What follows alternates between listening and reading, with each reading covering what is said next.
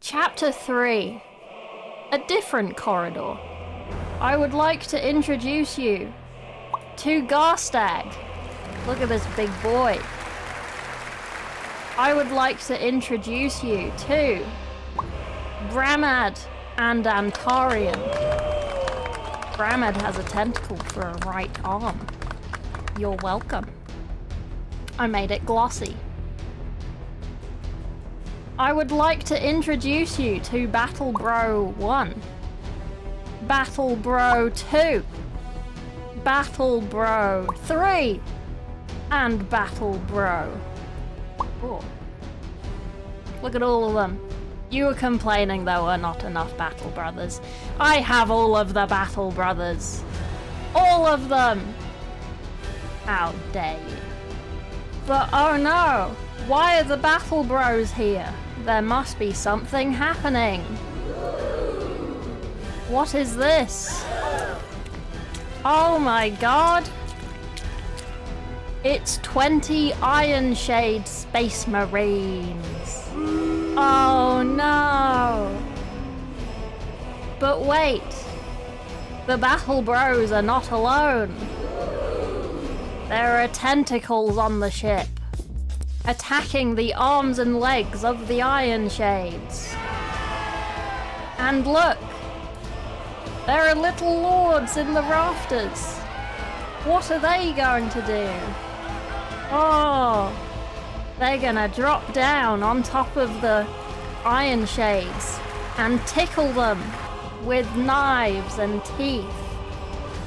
And now, Battle Brother 3, take cover. This is very serious. An Ironshade jumps at Garstag. Oh no! But Garstag grabs his neck with his claw. I forgot to draw Garstag's claw, I'm sorry. And breaks his neck. Oh no, he's dead. Well, not oh no, he's a space marine. We don't care about him. Oh no, another one! A bigger one. This one's a champion.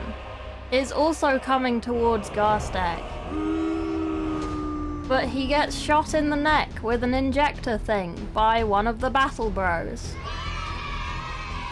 And then he melts into a little puddle in lots of pain. And then, you never know, you never guess what happens next. They run away because they're scared! Stupid space marines. And then the little lords chase after them because it's funny. Oh, this is where that guy is. Hang on, I've missed someone. Where is he? I knew I drew him for a reason. This guy materializes from nowhere. Oh, maybe it's not Cledo, the other guy. I'm sure it is. I don't know anymore.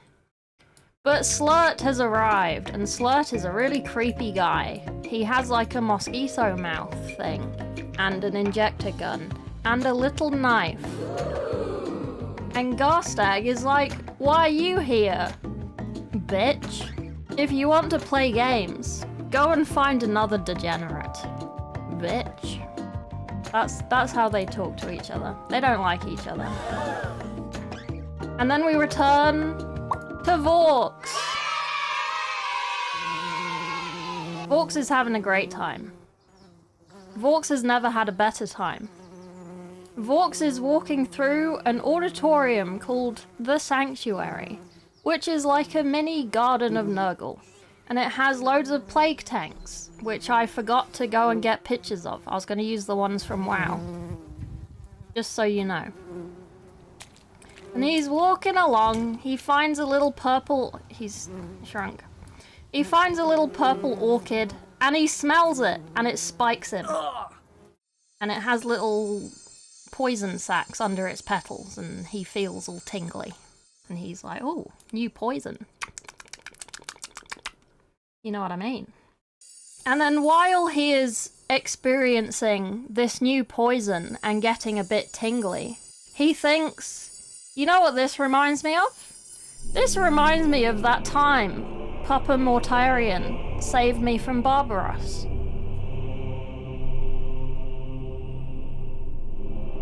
Pause for dramatic effect. And then he carries on going. He's going to the bridge. The bridge! Look at all the friends, all the gangs together.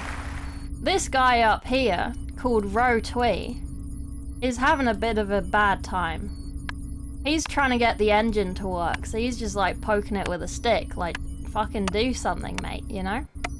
Do something. He's the one who turned on the furnaces earlier. I don't know if he's actually in the bridge, but I feel like he is now. Well, he is now anyway.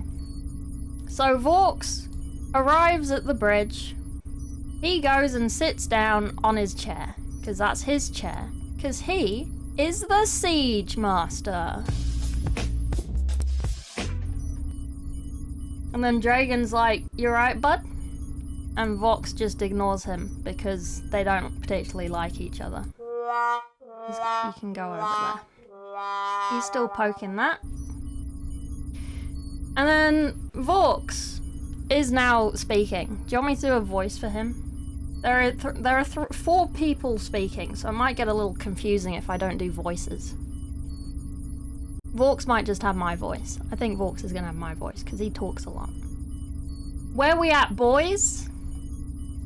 And then this guy is like, dunno, triangles aren't triangulating, bro. And then this guy is a weird navigator boy, that's why he's all wiggly. And he says, beacon's gone too, innit? And then Vaux is like,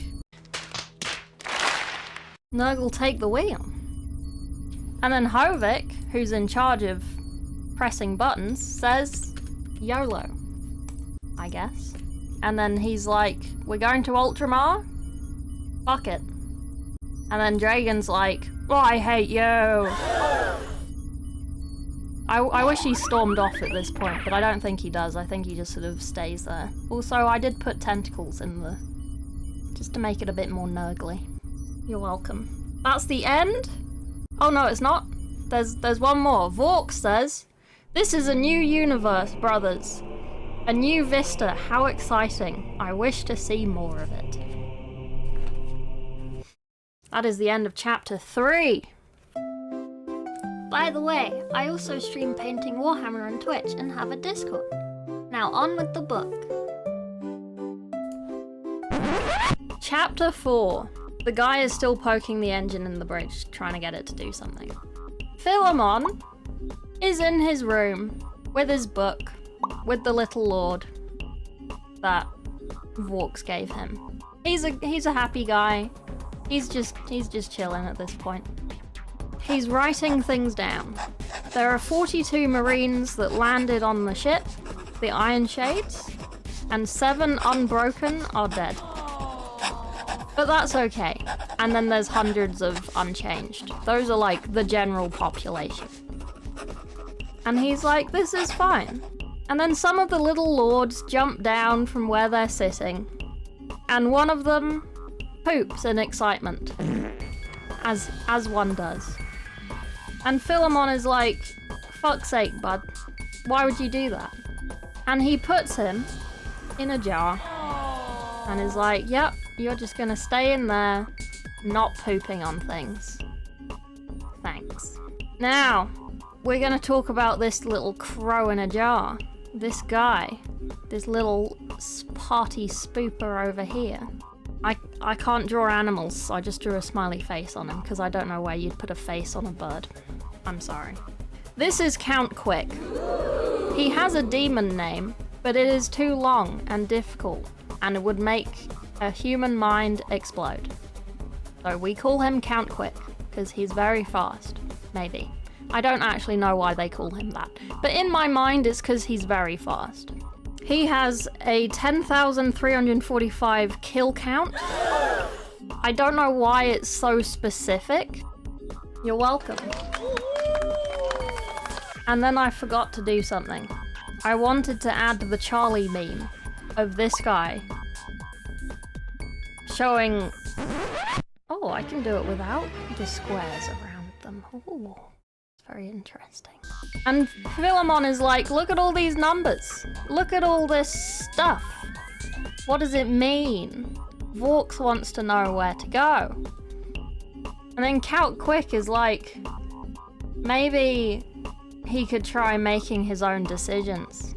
I'm gonna read it properly, because he speaks in a really weird way.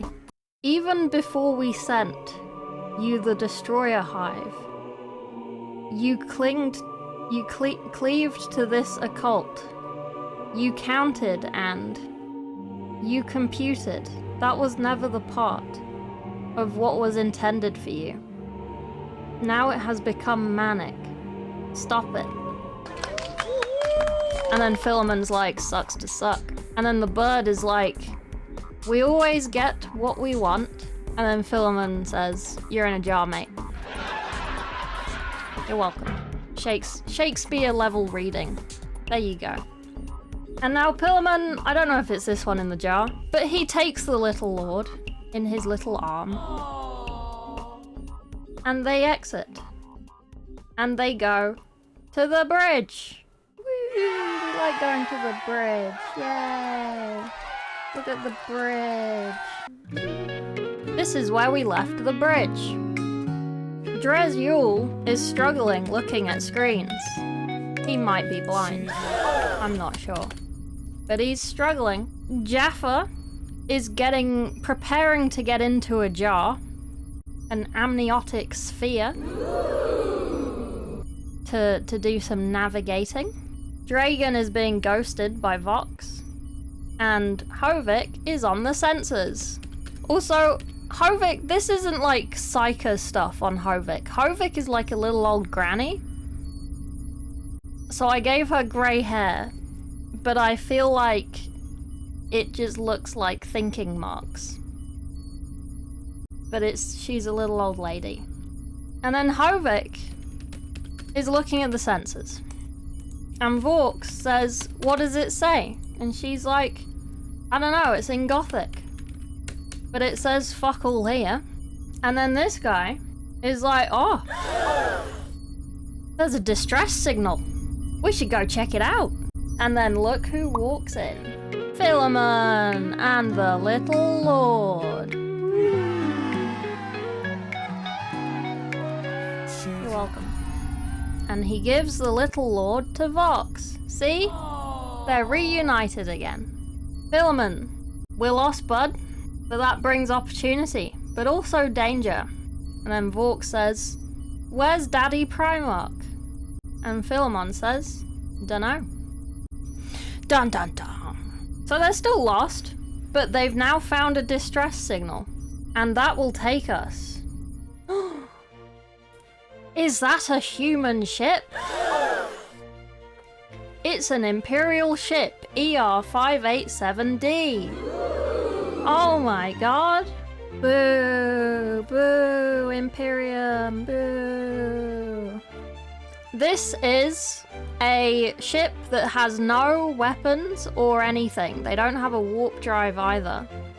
So they're kind of stuck. And when whatever happened, that trapped the plague ship, Solace, in the middle of nowhere, they had the same thing. They used to have a whole garrison of ships following them around that they could go to for help, but they're all gone. This is Captain Kavasha. And he says, when in peril, run to the shadow of your protectors. But there are no protectors left. And then he tells us some rumors that are happening. The first rumor, the Astronomicon beacon is gone. Oh no. And the other rumor is that Terror is on fire, and planets are being devoured, and demons are bursting from people. This little lady is Ayla. She looks at scanners. She sees the Solace on a scanner. It is a large blob on a scanner. And she sees that it's on an intercept course. She's like, Captain, the long-range scanners, it's on an intercept course. And then the captain's like, evasive maneuvers. And she's like, huh? And they don't do anything because they don't know what evasive maneuvers mean. Because they're not a battleship. The captain then soon... Oh no. What's happening? He's getting a nosebleed. He's bleeding everywhere. Oh no! Ayla just threw up. Oh no! What's happening? And then... Oh no! Boom! Something happens and hits the ship. What's going on?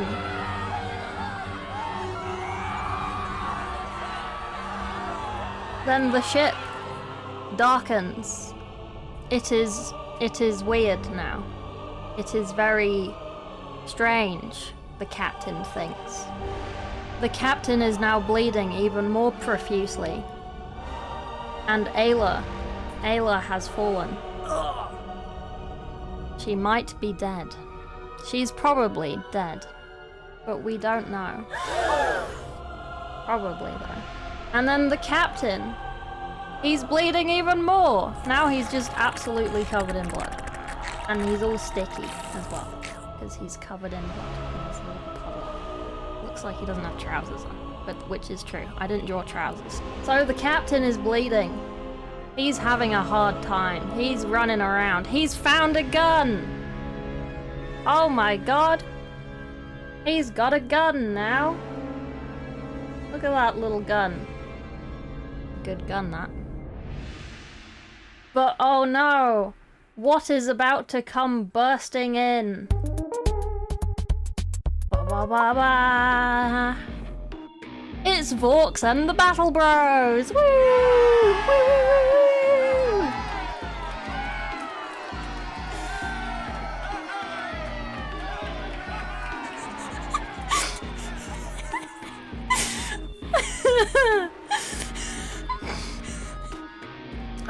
And then the captain. Oh my god, he's shooting. He's trying to shoot at the Battle Bros. But he's a captain with a little gun, and it does nothing.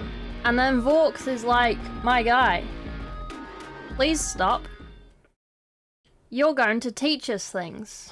You are fortunate. So they don't kill the captain. They just take him hostage to teach them things. And that is the end of chapter 4. Thank you. Like and subscribe.